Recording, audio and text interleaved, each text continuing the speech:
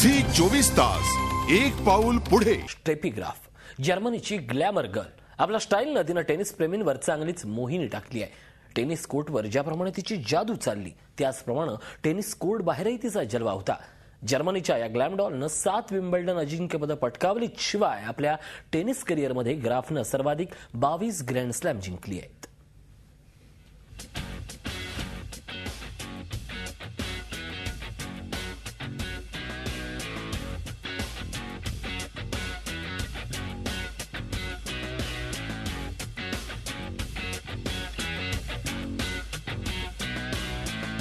Steffi Graf जर्मनीची glamorous tennis player. स्टेफीला खेळताना पाहण्यासाठी हजारो टेनिसपटू स्टेडियममध्ये गर्दी करायचे।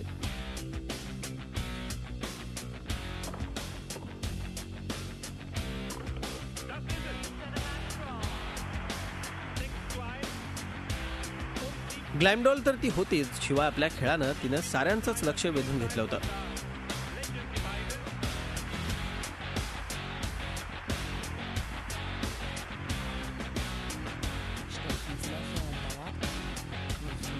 एक अष्टपैलू टेनिसपटू म्हणून टेनिस जगतात तिच्याकडे पाहिलं जायचं।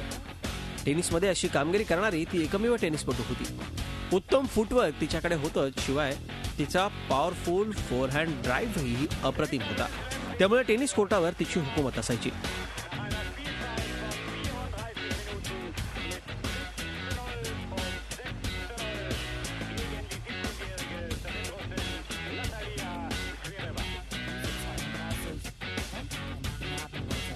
ऑल टाइम ग्रेट टेनिसपटूंमध्ये नेहमीच तिच्या नावाची चर्चा होते। 20व्या शतकातील सर्वोत्तम वुमेन्स टेनिस प्लेअर म्हणून तिचं नाव जाहीर करण्यात आलं होतं। त्याचप्रमाणे सर्वोत्तम 100 टेनिसपटूंमध्येही तिच्या नावाचा समावेश होता।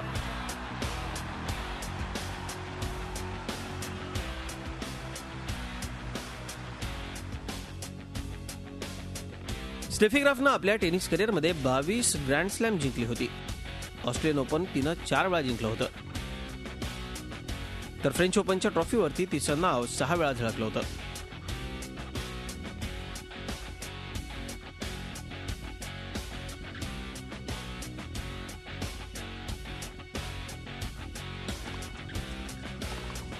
विम्बल्डनमध्ये तिनं 7 वेळा बाजी मारली होती। त्याचप्रमाणे अमेरिकन ओपन तिला 5 वेळा जिंकण्यात यश आलं होतं।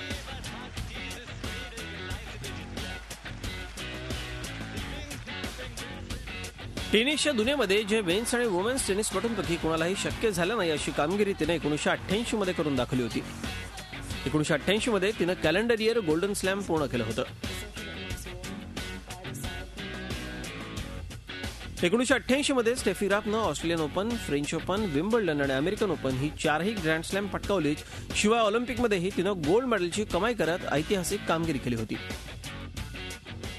वुमेन्स टेनिस असोसिएशनच्या रँकिंगमध्ये स्टेफी 377 आठवडे अव्वल क्रमांकावर होती। आपल्या करिअरमध्ये तिने 107 सिंगलची टायटल पटकावली, 31 ग्रँड स्लॅम फायनलमध्ये तिनं धडक मारली आणि 22 ग्रँड स्लॅम फायनल जिंकत तिनं इतिहास रचला। आपल्या टेनिस करिअरमध्ये तिनं 4ही ग्रँड स्लॅम प्रत्येकी 4 वेळा जिंकले होते। एकीकडे ती टेनिस कोर्ट गाजवत होती, तर दुसरीकडे तिची आणि मोनिका सेलेसची रायव्हलरी ही चांगलीच चर्चेचा विषय होती। 1993 मध्ये हॅम्बर्ग मधली घटना आजही टेनिसपटूंच्या लक्षात आहे।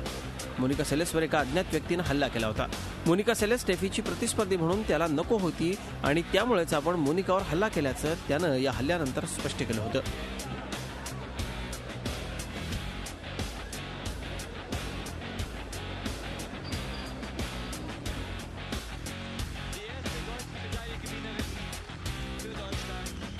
जवळपास 10 वर्ष वुमेन्स टेनिसवरती स्टेफीनं अधिराज्य गाजवलं। यानंतर विम्बल्डनच्या सेंटर कोर्टवरती अव्वल मानांकित आंद्रे अगासीबरोबर 2001 मध्ये विवाहबद्ध झाली।